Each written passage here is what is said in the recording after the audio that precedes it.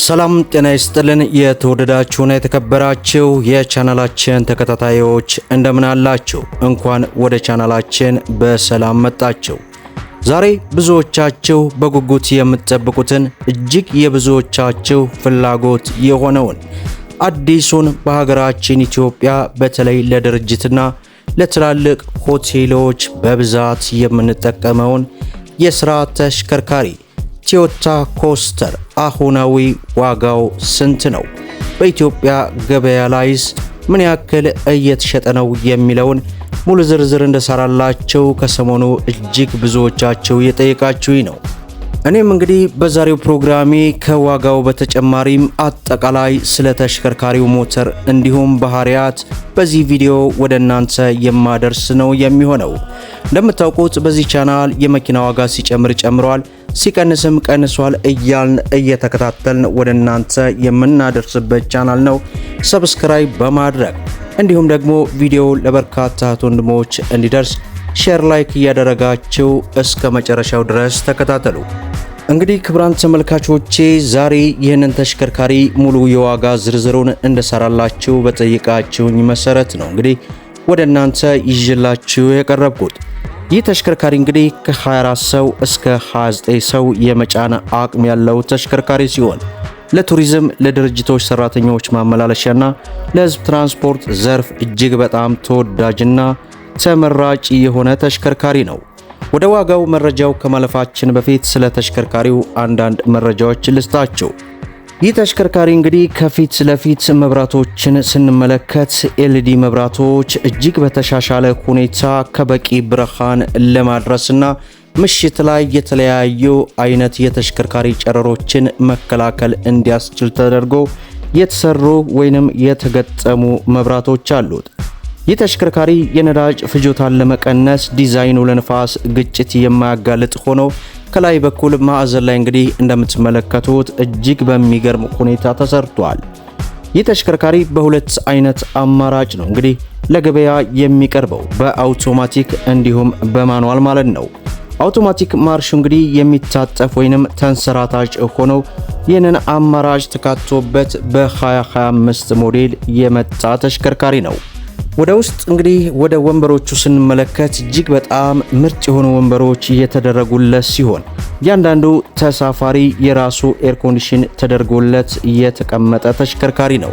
ስለዚህ ተሽከርካሪ ሞተር ስናነሳ እንግዲህ በሁለት አይነት የሞተር አማራጭ ለገበያ የሚቀርብ ሲሆን በ4.0 ሊትር ሞተር ማለት ነው በናፍጣ ዲዘል ወይንም 2.8 ሊትር የቀረበ ሲሆን ባለ 5 ስፒድ ማኑዋል ትራንስሚሽን እና ባለ 6 ስፒድ በአውቶማቲክ ትራንስሚሽን ለገበያ ይቀርባል።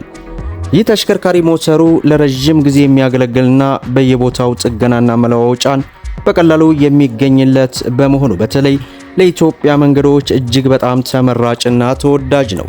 ይህ እንግዲህ በ2025 ሞዴል ሲሆን ከ2012 ሞዴል ጀምሮ በብዛት በሀገራችን ኢትዮጵያ ገበያዎች ላይ ለረጅም ዓመታት ስሙ የሚታወቅ ተሽከርካሪ ነው።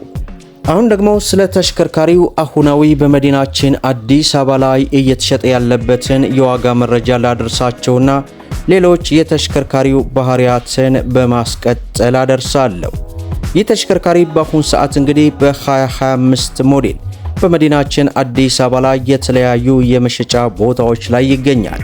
ዋጋውን ስንመለከት ከ21 ሚሊዮን ብር ጀምሮ ለገበያ መቅረቡንና እየተሸጠ እንደሚገኝ ከቦታው ያገኘነው መረጃ ያመላክታል። ነገር ግን ሞዴላቸው አነስተኛ የሆኑ ከ2020 22 19 ጀምሮ ዋጋቸው በዚያው ልክ እንግዲህ ከ18 ሺህ ብር አካባቢ ጀምሮ አሁን ላይ ለገበያ መቅረቡን ተመልክተናል ማለት ነው። እንግዲህ ይህ ተሽከርካሪ የቶዮታ ምርት ሲሆን ቶዮታ በሚያመርታቸው ተሽከርካሪዎች ላይ እጅግ ከፍተኛ ጥንቃቄንና እጆቹን ታጥቦ የሚሰራቸው ተሽከርካሪዎች ቁጥራቸው ቀላል የሚባል ነገር አይደለም። በዚህ ተሽከርካሪ ላይ እንግዲህ ለደህንነት ትልቅ ትኩረት ተሰጥቶታል የሚባለው ድንገት ብሬክ ሲደረግ መኪናው እንዳይንሸራተት የሚከላከል እጅግ ዘመናዊ የሆነ ነገር ተገጥሞለታል። በአጠቃላይ ይህ ተሽከርካሪ በተለይ የ2025 ሞዴሉ ቶዮታ ኮስተር ጥንካሬን፣ ምቾትንና ዘመናዊነትን አጣምሮ የያዘ ድንቅ ተሽከርካሪ ነው። ስለ ዛሬው ተሽከርካሪ እንግዲህ ብዙዎቻቸው ከዚህ በፊትም በዚህ ቻናል አድርሼ የማቅ አይመስለኝም። ነገር ግን በቲክታክ ላይ አጠር ያለ የ30 ሰከንድ መረጃን ነው እንግዲህ የዛሬ 5 ወርና 6 ወር ያቀረብኩት። ነገር ግን በጣም ብዙዎቻችሁ እየጠየቃችሁኝ ስለነበረ ለመሆኑ ኮስተር አሁን ላይ ምን ያክል እየተሸጠ ነው የሚለውን በዚህ ቪዲዮ እንግዲህ ወደ እናንተ አደርሰናል ማለት ነው። ሌላው ከሰሞኑ እንግዲህ የ950 ሺህ ብር ቅድመ ክፍያ የመኪና ባለቤት ጉዳይ እጅግ አነጋጋሪ ሆኗል።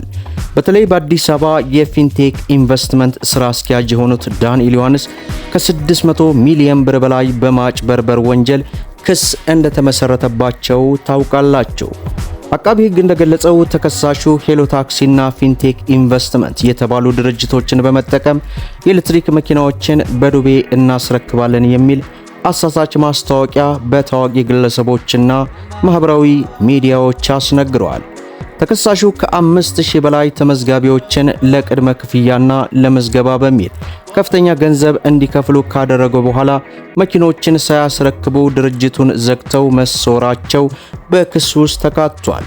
ድርጊቱ የ1996 የወንጀል ሕግንና የኮምፒውተር ወንጀል አዋጅን የጣሰ መሆኑ ተገልጾ በተጨማሪም ተከሳሹ ቀደም ሲል በኢንተርፖል ከተያዘ ግብረ አበር ጋር በመሆን የውሸት ርክክብ ቪዲዮዎችን በማሳየትና መኪናዎችን በማጓጓዝ ላይ ናቸው የሚል ሐሰተኛ መረጃ በማሰራጨት 19 ተደራራቢ ወንጀሎች መፈጸሙ መጠቀሱ ተገልጿል።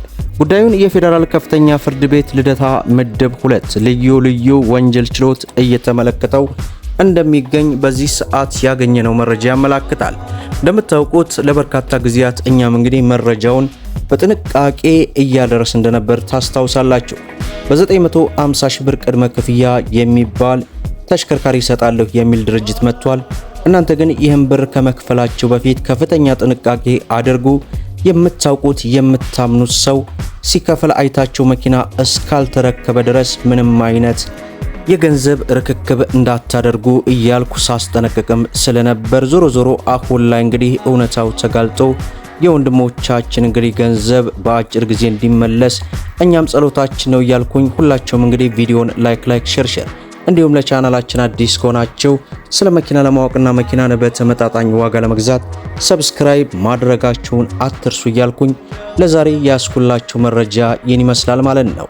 እስከ ፍጻሜው ድረስ አብራችሁን ስለቆያችሁ ልባዊ ምስጋናችንን እየሰጠን በሌላ ቪዲዮ እስከምንገናኝ ወሰላሙ አለይኩም ወራህመቱላሂ ወበረካቱ።